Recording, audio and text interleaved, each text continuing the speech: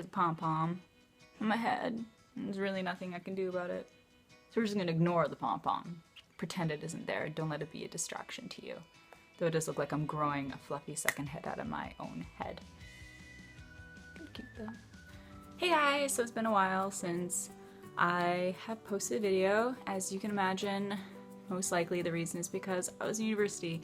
I just finished up my summer semester like a week and a bit ago, and I've just been really trying to relax, which hasn't really been happening. But I figured, hey, it's been a really long time since I posted a video. It's been over a month, and I'm all about consistency, obviously. So we're just gonna get into this video. I want to post a video about tips of going back to university and college. This can apply to anyone who is, you know, even if you're just out of high school or if you're an adult like myself. And they're just like little tips to help you when you first start out at school that a lot of people, they don't really know, especially if you just leave high school. It's a completely different scene when you're in high school and then when you're in university. So these are just some easy back to school tips since school starting in like 2 weeks, which is just insane to me because I was in school for 11 months straight, and I really wish it was more like 2 months starting, but oh well, let's just get right into it. So the first tip that I have for when you're in university is to not buy your textbooks right away. I learned this the hard way. I a couple times bought textbooks, and textbooks are really expensive. If you're lucky, they'll be under $100, but you're usually looking between $130 and $150 for your average textbook. And I'd buy these textbooks, and then I'd go to the class, and I would never even open the textbook for the entire semester. And this happened to me twice, and since that happened, I always put off buying the textbooks until the teacher is really like, you need to have this textbook. Or, you know, instead of buying the hard copy, I'd buy the online copy, because usually the online copy would be like $50 compared to like 100 and something bucks. So yeah, put off buying your textbooks. Don't go early and buy them, even though it is really nice to buy them used, because usually it's a decent percentage off the total price. But if you don't need to use it, there's no point in getting it. So that's usually what I would do. I would wait on buying the textbooks, because you might not actually need to use them, because you might not actually open them.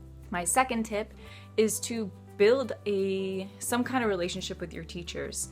Your teachers are the people who will be giving you the references. They're also the people who are marking your assignments and your tests and your exams. And if you are that problematic student, it is going to affect that. Not necessarily your grade, but you won't have those teachers to go to for references when you will eventually need them. Because you often need references for things like scholarships and bursaries, and not just jobs, which is something you might need them for when you're close to graduating, or even if you're, you know, kind of getting into that career path that you want in your third year or something like that.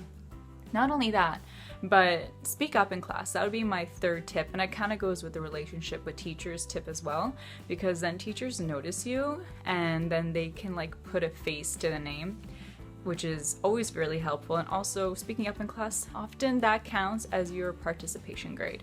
And a participation grade, it's still a percentage of your overall grade. And it's a really, really easy percentage to get. And I think the biggest worry that a lot of students have when they first get back into school is they're worried they're gonna say something stupid, or they're not gonna give the right answer, which is a really silly reason not to speak up in class. I always try to speak up as much as I can, even if I'm wrong, because that's also how you learn. And, you know, the biggest downside of being that person who speaks up in class a lot is you are giving the answers to everyone who's not speaking up, which is a really frustrating thing, but also it really sucks to sit in dead silence for 2 minutes in your lecture hall when the teacher's asked a really easy question in your art history class and no one is saying a thing. It's very frustrating. So that is my third tip, is speak up in class. My fourth tip would be to buy pens. Buy a lot of pens, because you won't have those pens by the end of your semester. And if you're lucky, you'll still have them to your midterm. So stock up on pens. It's a really important tip. And another tip that I have is, like, this is something that really annoys me. If you're gonna go to university, try. I know a lot of students that they'll go and they'll be getting, you know, C's or C pluses, and they're wondering why aren't they getting better grades? They're wondering why they're not getting the grades they had in high school. The thing is, high school compared to university, they're not the same thing. there's a reason why there's an application process getting into university and why there's a competitiveness when it comes to university. And the thing to me is like, maybe it's because I pay for my courses and I pay for everything when it comes to school. But when I see people slacking off and not really trying, it bothers me, because then you hear them complaining about their grades. And for me, it's like, if you want to have good grades, put in the work. And that's like a tip from me to you. It's like, put in the work. If you're going to spend that money, if your parents are going to spend the money to put you to school, go and work hard. And if you don't feel that's what you want to do, then take a year off, but don't waste the money, because school costs money, and whoever that money's coming from, that's money that's going to waste if you're not at least trying. Because I know so many friends who would kind of slack off in their first year, and then they had to pay for it in the rest of their years because they're trying to bring up the GPA that they annihilated in the first year. So that's another tip. I think my last tip is going to be revolving around the idea of age.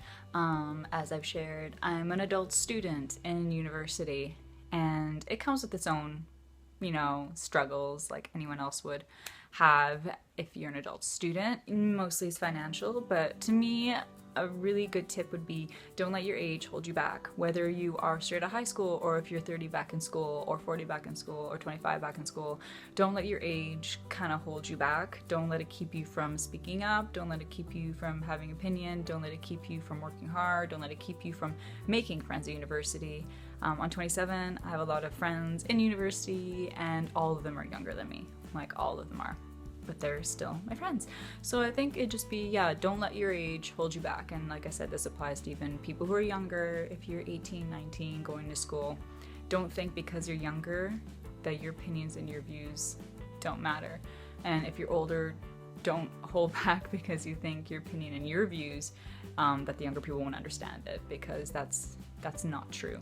Okay, so those are my tips. I'm sorry if I'm speaking a little quiet. My throat is sore, but I did want to film something because I felt like taking a month off was a bit much.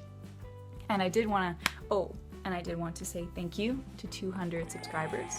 That's awesome. I don't know how that's happening, but it is, and I'm totally cool with it. Thank you for 200 subscribers. If you like my videos or you want to see more, please subscribe to my channel. Like the video. That does help when I get likes. It's an encouragement. I work well on incentive. So yeah, like, and I'll link my Instagram, which I post daily on, in the description box, as well as my blog. Until then, enjoy the summer while you still can if you're a student. So until the next video, stay